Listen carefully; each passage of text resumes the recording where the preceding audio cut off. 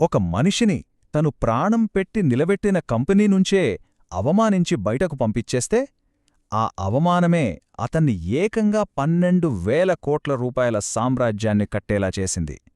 ఇది కేవలం ఒక కంపెనీ కాదు, ఇది వ్యూహంతో పట్టుదలతో సాధించిన ఒక అద్భుతమైన విజయం. ఇక్కడే అసలు కథ మొదలవుతుంది. ఒక కంపెనీకి మూలస్తంభంలాంటి వ్యక్తిని కేవలం యజమాని కూతురికి దారి ఇవ్వడం కోసం తీసేస్తే ఏం జరుగుతుంది? అది ద్రోహమా, లేక ఒక కొత్త చరిత్రకు నాంది పలకడమా? ఆ అవమానం ఒక అద్భుతమైన ప్రణాళికకు ఎలా పునాది వేసిందో ఇప్పుడు చూద్దాం. సుధీర్ ఝాటియా, ఈ పేరు గుర్తుపెట్టుకోండి. ఆయన ప్రయాణం వీఐపీ కంపెనీలో ఒక మామూలు ఉద్యోగిగా మొదలైంది. కాని ఆయన ప్రతిభ అసాధారణం. అంచెలంచెలుగా ఎదుగుతూ ఏకంగా ఆ కంపెనీకే మేనేజింగ్ డైరెక్టర్ అయ్యారు. అసలు విషయమేంటంటే 2008లో ప్రపంచమంతా ఆర్థిక సంక్షోభంలో ఉన్నప్పుడు వీఐపీని చరిత్రలో ఎన్నడూ లేనంత లాభాల్లోకి తీసుకెళ్లిన ఘనత ఈయనది. మరింత చేసినందుకు ఆయనకు దక్కిన బహుమతి ఏంటో తెలుసా?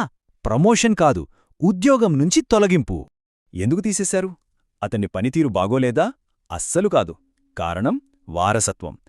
ప్రమోటర్ దిలీప్ పిరుమల్ తన కూతుర్ని సీఈఓ కుర్చీలో కూర్చోపెట్టాలనుకున్నారు. దానికి అడ్డొస్తాడనే ఒకే ఒక కారణంతో సుధీర్ జాటియాన్ని పక్కన పెట్టేశారు. ఆ ఒక్క నిర్ణయం ఇండియన్ లగేజ్ మార్కెట్ రూపురేఖల్నే మార్చేస్తుందని వాళ్లు ఊహించలేకపోయారు. అంత అవమానం తర్వాత సుధీర్ ఏం చేశారు? ఇంటికి వెళ్లి మౌనంగా కూర్చోలేదు. మార్కెట్లో దాదాపుగా కనుమరుగైపోయిన సఫారీ అనే ఒక చిన్న బ్రాండ్ని కొన్నారు. అది ఒక పెద్ద సవాలు. ఒక రకంగా చెప్పాలంటే ఒక పర్వతాన్ని ఢీకొట్టడం లాంటిది. అసలు 2011లో సఫారీ పరిస్థితి ఎలా ఉండేదంటే మార్కెట్లో దాని వాటా కేవలం 2%. ప్రోడక్ట్స్ క్వాలిటీ అస్సలు బాగోదు. అసలు సఫారీ అనే ఒక బ్రాండ్ ఉందని కూడా జనాలకి పెద్దగా తెలీదు. చెప్పాలంటే అది దాదాపుగా చచ్చిపోయిన కంపెనీ అన్నమాట. సో ఇప్పుడు జాటియా ముందు 3 పెద్ద ప్రశ్నలున్నాయి. ఒకటి, ఈ నాసిరకమైన ప్రోడక్ట్స్ని నాణ్యమైనవిగా ఎలా మార్చాలి? 2, దేశవ్యాప్తంగా వీటిని అమ్మడానికి ఒక డిస్ట్రిబ్యూషన్ నెట్వర్క్ని ఎలా కట్టాలి? 3, ఈ పోటీ ప్రపంచంలో మార్కెట్ షేర్ని ఎలా సంపాదించాలి? ఈ ఛాలెంజ్ని ఆయన ఎదుర్కొన్న విధానం అద్భుతం. ఒకేసారి అన్ని చోట్లా షాపులు పెట్టలేదు, చాలా పద్ధతిగా వెళ్లారు. First step, DMart, big Bazaar లాంటి హైపర్ మార్కెట్లలో ప్రోడక్ట్స్ పెట్టారు, జనాల కళ్లలో పడటానికి. ఆ తర్వాత బ్రాండ్కి కొంచెం పేరు రాగానే అమెజాన్, ఫ్లిప్కార్ట్ ద్వారా దేశం మొత్తానికి చేరువయ్యారు. ఇక ఫైనల్గా బ్రాండ్ మీద నమ్మకాన్ని, విలువను పెంచడానికి సొంత స్టోర్లు మొదలుపెట్టారు. చూశారా ఎంత క్లియర్ ప్లానింగో? ఇక డబ్బుల విషయానికి వస్తే జాటియా ఒక సింపుల్ మార్వాడి సూత్రాన్ని నమ్మారు. అదే నో లాస్ రూల్. అంటే లాభం రాకపోయినా పర్వాలేదు, కాని నష్టం మాత్రం రాకూడదు. యుద్ధంలో గెలవడం తర్వాత ముందు ప్రాణాలతో నిలబట్టం ముఖ్యం కదా. సేమ్ అదే ఫిలాసఫీ. ఈ ఒక్క సూత్రంతోనే ఏకంగా 8 సంవత్సరాలు సఫారీ లాభాల గురించి ఆలోచించలేదు. వచ్చిన ప్రతి పైసాని మళ్లీ బిజినెస్లోనే పెట్టారు. వాళ్ళ టార్గెట్ తక్షణ లాభాలు కాదు, మార్కెట్లో చెరగని ముద్ర వేయడం. ఇక్కడ్నుంచి కథ చాలా ఆసక్తికరంగా మారుతుంది. 2020 కరోనా మహమ్మారి. ప్రపంచం మొత్తం ఆగిపోయిన టైంలో సుధీర్ జాటియా దాన్ని ఒక సువర్ణావకాశంగా ఎలా మార్చుకున్నారో చూడండి. ఆ టైంలో మార్కెట్ రెండై విడిపోయింది.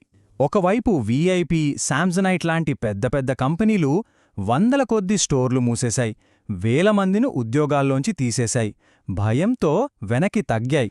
కానీ సఫారీ ఏం చేసిందో తెలుసా? దానికి పూర్తి ఆపోజిట్.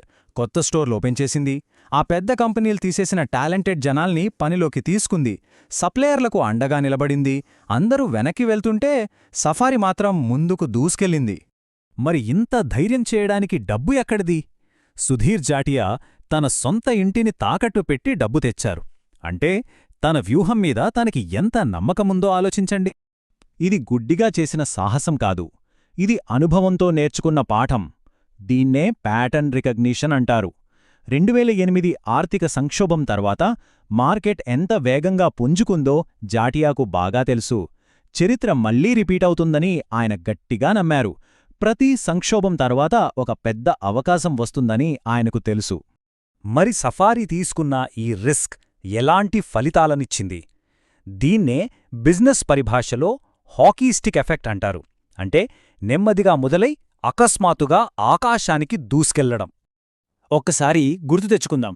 2011లో జాటియా కంపెనీని కొన్నప్పుడు మార్కెట్ షేర్ ఎంత? కేవలం 2%. కానీ 2024 వచ్చేసరికి ఆ 2% కాస్త ఏకంగా 24%కి ఎగబాకింది. ఇది 10 ఏళ్ల ప్రణాళిక, సహనం, ధైర్యానికి దక్కిన ప్రతిఫలం. ఇక కంపెనీ విలువ చూస్తే మైండ్ బ్లాక్ అవ్వాల్సిందే. 2020లో 2,000 కోట్లుగా ఉన్న సఫారీ విలువ కేవలం 4 ఏళ్లలో 6 రెట్లు పెరిగి 12,000 కోట్లకు చేరింది. ఆ సంక్షోభ సమయంలో తీసుకున్న ఒక్క నిర్ణయం కంపెనీ తలరాతనే మార్చేసింది. ఈ సక్సెస్ వెనుక ఉన్న లాజిక్ చాలా సింపుల్. కరోనా తర్వాత జనాలు మళ్లీ ట్రావెల్ చేయడం స్టార్ట్ చేశారు. డిమాండ్ అమాంతం పెరిగింది. ఆ డిమాండ్ని అందుకోవడానికి సఫారీ రెడీగా ఉంది. కానీ పోటీ కంపెనీలు అప్పటికప్పుడు తమ సప్లై చైన్ని రీస్టార్ట్ చేయలేక చాలా ఇబ్బంది పడ్డాయి. ఆ గ్యాప్ని సఫారీ కరెక్ట్గా వాడుకుంది. చూశారు కదా, ఒక అవమానం ఒక సామ్రాజ్యానికి ఎలా పునాది వేసిందో. ఇప్పుడు ఈ అద్భుతమైన ప్రయాణం నుండి మనం నేర్చుకోవాల్సిన కీలకమైన వ్యాపార పాఠాలేంటో చూద్దాం. సఫారీ సక్సెస్ వెనుక ఈ 5 సూత్రాలున్నాయి. 1. లాంగ్ గేమ్ ఆడండి. చిన్న చిన్న లాభాల కన్నా మార్కెట్లో నిలదొక్కుకోవడం ముఖ్యం. 2. సంక్షోభాన్ని అవకాశంగా చూడండి.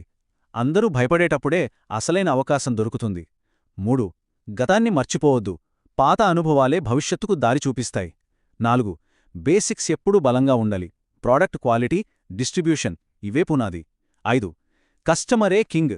వాళ్లకు మంచి విలువ ఇస్తే వాళ్లే మన బ్రాండ్ని నిలబెడతారు. చివరగా ఒక్క మాట, ఈ కథ మనందరికీ ఒకటే చెప్తోంది. ప్రతి అడ్డంకి ఒక ముగింపు కాదు, ఒక కొత్త ఆరంభానికి అవకాశం.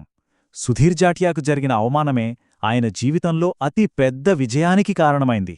మరి మన ప్రయాణంలో ఎదురయ్యే తదుపరి సవాలు మన తర్వాతి విజయానికి నాంది కాబోతోందేమో. जय हो, जय हो, भारत माता की जय।